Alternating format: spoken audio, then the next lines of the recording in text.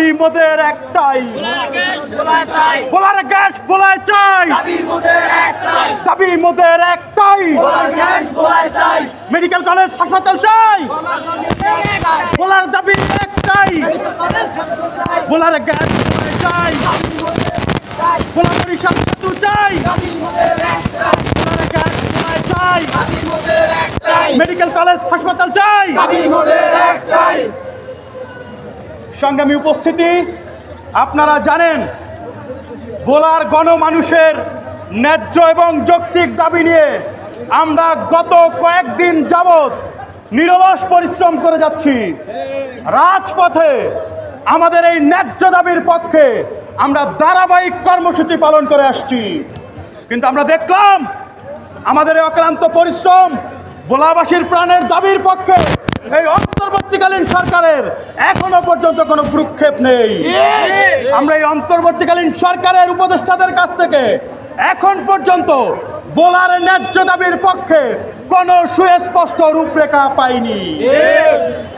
আমরা স্পষ্টভাবে এই অন্তর্বর্তীকালীন সরকারকে জানিয়ে দিতে চাই, ভোলার গণমানুষের যেই ন্যায্য দাবি, ভোলার গ্যাস ভোলার গণমানুষের ব্যবহারের কাজে আসতে হবে। ভোলায় একটি সরকারি মেডিকেল কলেজ হাসপাতাল স্থাপন করতে হবে।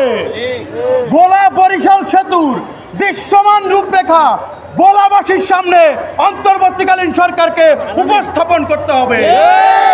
যতদিন না পর্যন্ত ভোলাবাসীর এই ন্যায্য দাবিগুলো ভোলাবাসীর সামনে উপস্থাপন করা হবে, ততদিন পর্যন্ত ভোলাবাসী রাজপথ ছাড়বে না। আমরা স্পষ্ট হুঁশিয়ারি দিয়ে বলতে চাই, যদি আগামী এক সপ্তাহের মধ্যে এই অন্তর্বর্তীকালীন সরকার আমাদের ন্যায্য দাবির পক্ষে কোনো সুস্পষ্ট পদক্ষেপ না নেয়, তাহলে আমরা প্রধান উপদেষ্টার কার্যালয় ঘেরাও করতে বাধ্য হব। আমরা স্পষ্টভাবে আগামী 7 দিনের আলটিমেটাম এই সরকারকে দিতে চাই।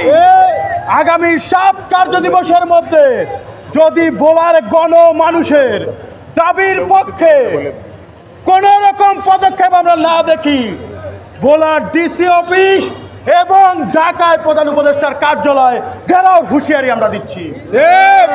ভোলাবাসীর ন্যায্য দাবির পক্ষে দলমত নির্বিশেষে ভোলার সকল শ্রেণী পেশার মানুষকে এক এবং ঐক্যবদ্ধ হওয়ার আহ্বান জানাচ্ছি।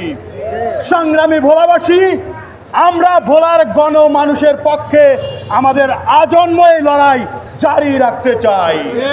ভোলার গণমানুষের পক্ষে আমরা সব সময় তাদের পাশে থাকতে চাই।